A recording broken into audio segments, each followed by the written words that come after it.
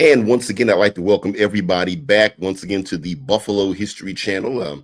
This is actually the very first video and interview of the year 2025. A few housekeeping things. I want to first of all thank everyone for supporting the latest addition to the Buffalo History Channel, the original production of Eve from Air 77 on the mayoral campaign of Arthur O. Eve back in 1977. We got a lot of great feedback from that, as well as we've gone into a partnership, which you'll hear more about later on with the Buffalo and Erie County Public Library, where we will be doing various screenings of various historical pieces that you've seen right here on the Buffalo History Channel. We had a screening back in February, and we'll have another one coming up in April, which we will let you know more information about that in the coming weeks. But today I want to devote this time to my guest here. I think it was to set it up. I think it was sometime.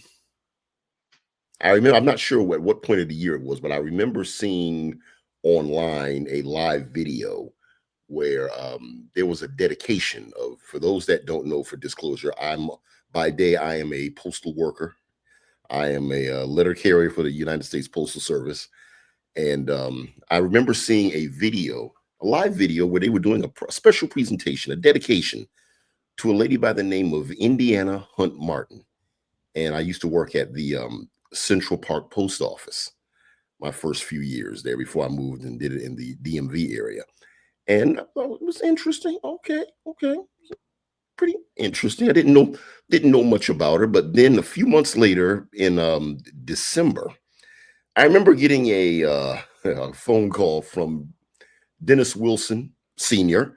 And he said, "Hey, Doug, I got something to tell you, man. I got a great suggestion for the Buffalo History Channel. This is a lady by the name of Indiana Hunt Martin." I said, "Yeah, they dedicated the post office to her." And there was also a brand new movie by Tyler Perry called The 6888. So okay, I decided to take a look at it, and wow, I have to say it was an amazing film, and just to see that, and just the irony that it has Buffalo roots, and I've always been, personally been somewhat of a fan of, some of the military stories. I have a lot of people in the military in my family. I wasn't, but many of my father, grandfathers, uncles, cousins were, and I've been a fan of stories like the Harlem Hellfighters is one of my favorite stories. Also, the Tuskegee Airmen and the Black Panthers, but the original Black Panthers, tank battalion, and the 6888 was it was an amazing film. So when I saw that, I had a chance to speak to the lady that I have on the program today. I want to welcome the daughter of Indiana Hunt Martin, Janice Martin. Janice, welcome to the Buffalo History Channel. Thank you for having me, Doug. Thank you. Thank I'd like to just start from the beginning. It's always a good place to start. you. Okay. What made your mother join the Women's Army Corps? Well, back in, what was it, 1940, Hmm. she graduated from high school.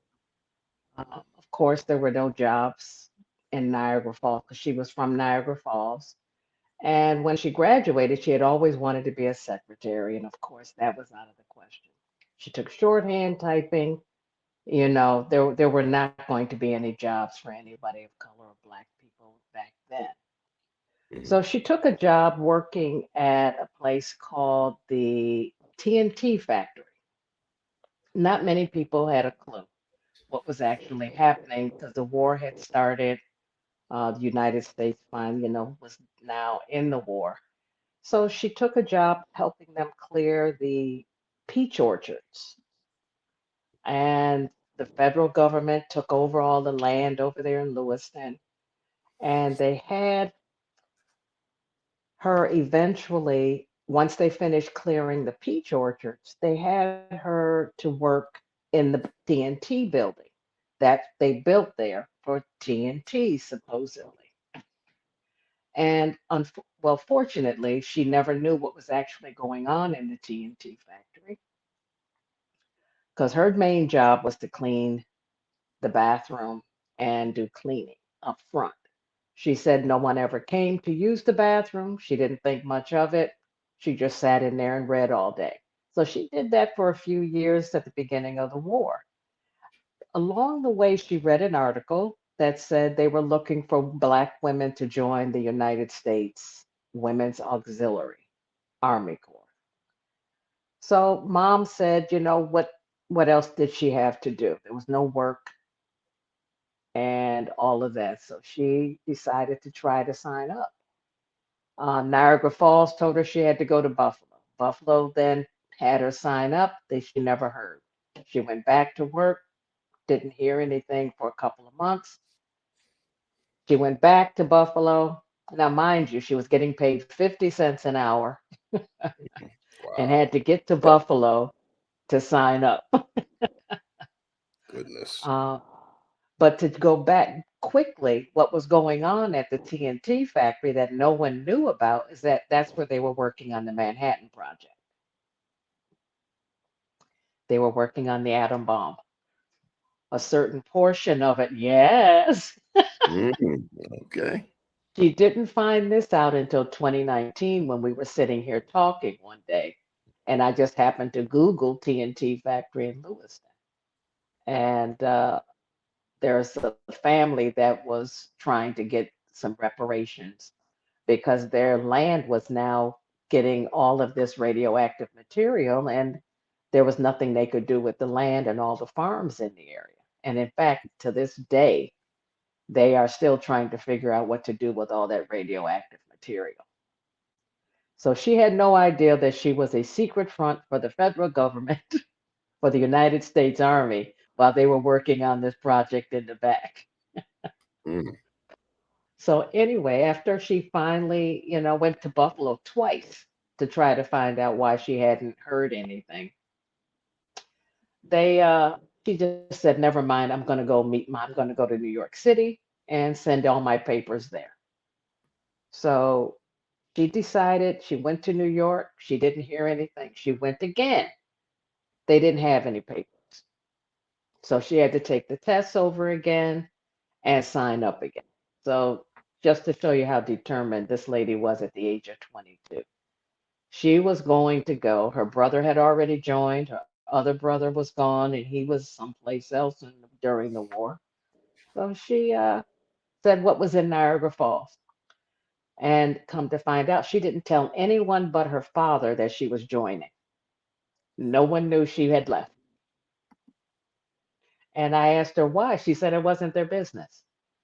But I think part of it had to do with the fact that women should not have been joining the army and the stigma associated with women joining the army. So she joined, and she really believed she should have stayed after it was all over. So that's how mom got in the Women's Army Auxiliary Corps. Let me get it right now. The Women's Auxiliary Army Corps. okay. Then it became the Women's Army Corps.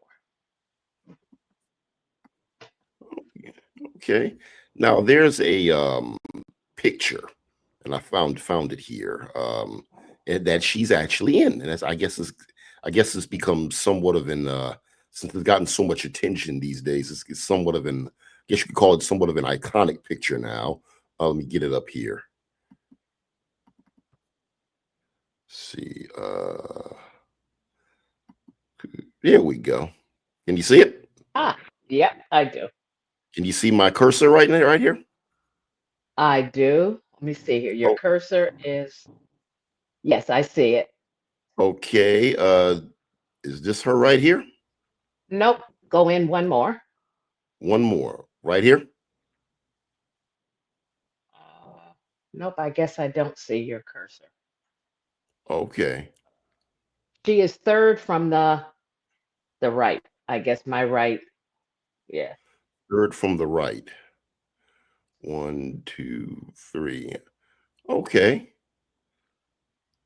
But she's in this picture. And Right. right. And I can remember being a currently a mail carrier when I heard about finding all the mail in those satchels of mail in in those hangers. I myself can't imagine going through all of that, but they those ladies showed a great deal of ingenuity. You Yes, know, they did. they literally created their own post office. Yes, because Major Adams, Mhm, what a lot of people don't realize about the ladies of the 688 is that they were all high school graduates, first of all, and mhm, 85% of them had college degrees. mhm. And not many people realize that because the men uh, didn't have to have that. So Right. what wound up happening is I can see where some of the resentment because they were, the best that there were, and they were handpicked by the army to go overseas. They had to take all kind of tests, psychological testing, and other tests before they were all picked. And they were all waiting around to see which one was going to pass. Did she share any stories with you about trying to organize all of that mail?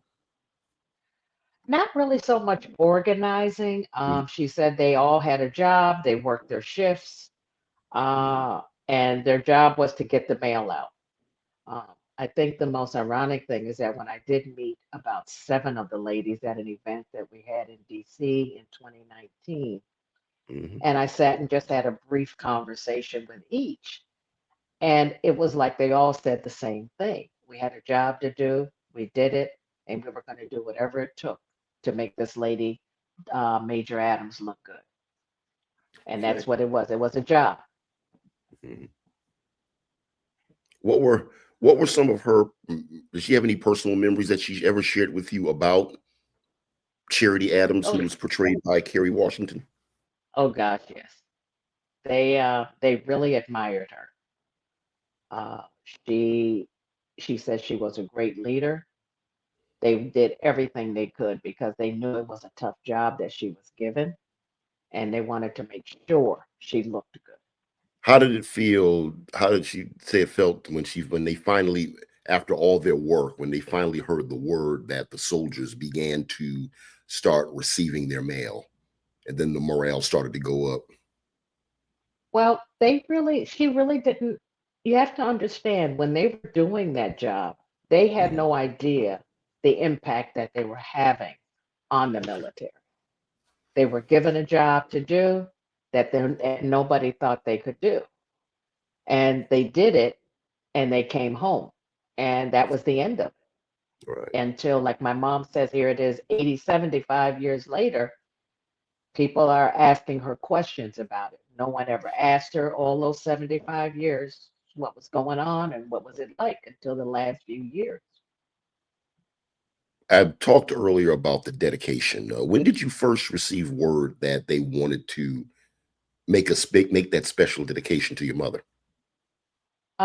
Debbie Ransom, she loved, I Mhm. mean, always there with mom. She called mom her hero.